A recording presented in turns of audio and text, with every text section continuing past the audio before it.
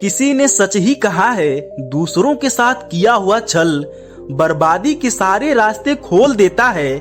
अगर आप किसी के साथ गलत करते हैं तो आपके साथ भी गलत होगा। उस समय यह बात हमें समझ नहीं आती है, लेकिन देर से ही बुरे कर्मों की सजा जरूर मिलती है। आप इससे कभी नहीं बच सकते। जो आपने किया है उसका अंजाम आपको हर हाल में भोगना ही पड़ेगा। अब यह कहावत कितना सही है, यह हम एक कहानी के माध्यम से समझेंगे। बहुत समय पहले की बात है, एक गांव में दो भाई रहा करते थे। बड़ा भाई अक्सर छोटे भाई को देखकर जलता था, क्योंकि छोटे भाई का स्वभाव बहुत अच्छा था। उसके दिल में सबके लिए दया और आदर का भाव था। बड़ा भाई का स्वभाव ऐसा था कि उसके दिल में दूसरों के लिए कोई दया नहीं थी।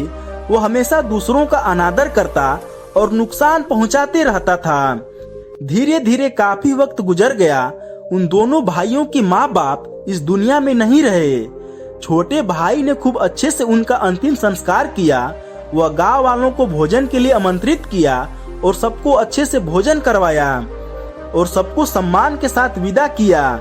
यह सब चीजें बड़े भाई को पसंद नहीं आई और वह अपने छोटे भाई से और ज्यादा जलने लगा। एक बार अपने माता पिता की बरसी पर छोटे भाई ने अपने राज्य के राजा को आदर सत्कार के साथ बुलाया और राजा के सामने पूरे गांव को खाना खिलाया। तभी राजा ने बड़े भाई से पूछा, तुम्हारा भाई तुम्हारे माता पिता के लिए इतना कुछ करता है, तुम ऐसा क्यों नहीं करते हो?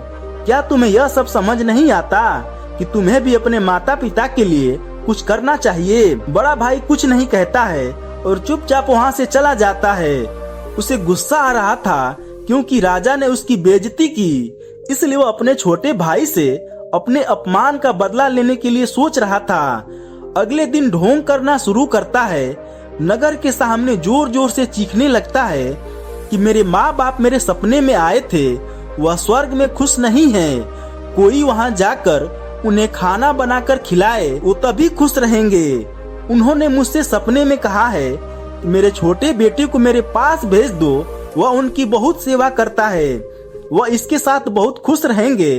तो राजा कहते हैं, यह तो अच्छी बात है, लेकिन इसके लिए तुम्हारे छोटे भाई को मरना पड़ेगा। छोटे भाई को यह सब समझ आ गया था कि यह सब केवल उसे फंसाने की चाल है, लेकिन वह फिर भी कहता है, चलो इसी बहाने सेवा करने का मौका मिलेगा। अब उसने मरने के लिए तैयारी करना शुरू कर दिया। वह राजा से कहता है, महाराज, आप अगले दिन नदी के किनारे एक नाव का बंदोबस्त करा दीजिएगा। मैं नाव से कूदकर नदी में अपनी जान दे दूंगा और फिर स्वर्ग में जाकर अपने माँ बाप की सेवा करूंगा। राजा ने कहा, ठीक है। अगले दिन इन सभी चीजों की व्यवस्था कर दिया गया। छोटा भाई नदी में कूद जाता है और सारे गांव वालों को पता चलता है कि वह अब इस दुनिया में नहीं है। अब वह स्वर्ग की ओर चला गया है अपने माता पिता की सेवा करने के लिए। बड़ा भाई बहुत खुश था, क्योंकि उसका इकलौता भाई दुनिया में नहीं रहा। जो भी जमीन है अब वह सब मेरा है, मैं ही इसका मालिक बनूंगा। धीरे धीरे काफी दिन गुजर गया। एक दिन अचानक से राजा के दरबार के बाहर छोटा भाई बैठा होता है और जोर जोर से रो रहा होता है। राजा के सिपाही उसे दरबार में ले आते हैं और पूछते हैं, यह चमत्कार कैसे हुआ? तुम जिंदा कैसे हो? तब छोटा भाई बताता है, मैं स्वर्ग में गया था, मैंने देखा मेरे माँ बाप अभी भी खुश नहीं हैं। वो मेरे पर गुस्सा हो रहे थे और कह रहे थे, तुम्हें तो खाना बनाना भी नहीं आता। तुमसे अच्छा तो मेरा बड़ा बेटा है, जो तुमसे अच्छा खाना बना लेता है। तुम जाओ और उसे भेज दो।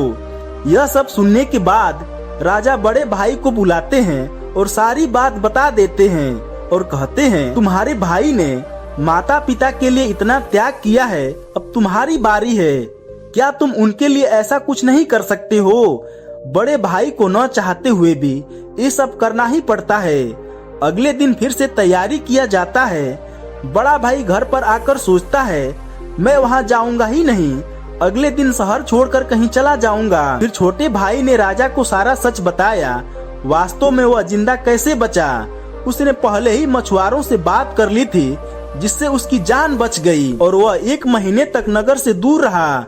फिर सही समय आने पर राज्य में लौट आया। वह यह सब केवल इसलिए किया क्योंकि वह अपने बड़े भाई को एक सबक सिखाना चाहता था।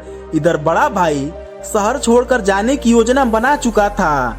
अपने योजना के अनुसार वह रात के अंधेरे में ही घर छोड़कर भाग जाता है। वह घर छोड़कर कुछ ही दूर गया था कि तभी राजा के 2 सैनिकों की नजर उस पर पड़ती है और उसे रोकने की प्रयत्न करते हैं। बड़े भाई और सैनिकों के मध्य हाथापाई और लड़ाई शुरू हो जाती है। बड़े भाई गुस्से में आकर एक सैनिक के सिर पर पत्थर से मारता है। सिर पर चोट लगने की वजह से उस सैनिक की मौत हो जाती है। यह सारी बातें जब राजा को पता चलती है तो वह गुस्सा हो जाते हैं और क्रोध में आकर बड़े भाई को मृत्यु दंड सुना देते हैं। अगली सुबह उसे नाव से धक्का देकर मारने का आदेश जारी किया जाता है। उसको उस आखिरी समय पर अपनी गलती का एहसास होता है कि जिंदगी के अंतिम वक्त में भी उसने लोगों का बुरा ही किया। उसे भी अपने जीवन के आखिरी पलों में गलती का एहसास होता है। पर आपने वो कहावत तो सुनी ही होगी, अब पछताए क्या हो जब चिड़िया चुग गई खेत। और पछतावे के साथ उसे अपनी जान से हाथ धोना पड़ता है। तो दोस्तों, इस कहानी से हमें यह सीख मिलती है कि कर्मों का फल ऐसा ही होता है। बुरे इंसान को आखिरी वक्त तक सही और गलत का पहचान नहीं होता। जिंदगी ऐसे ही नहीं चलती। जिंदगी समझने की चीज है जिसे हर व्यक्ति को समझना चाहिए। तो दोस्तों, आपको यह शिक्षाप्रद कहानी कैसी लगी कमेंट करके बताइएगा। साथ ही वीडियो को लाइक करके चैनल को सब्सक्राइब कर दीजिएगा। धन्यवाद।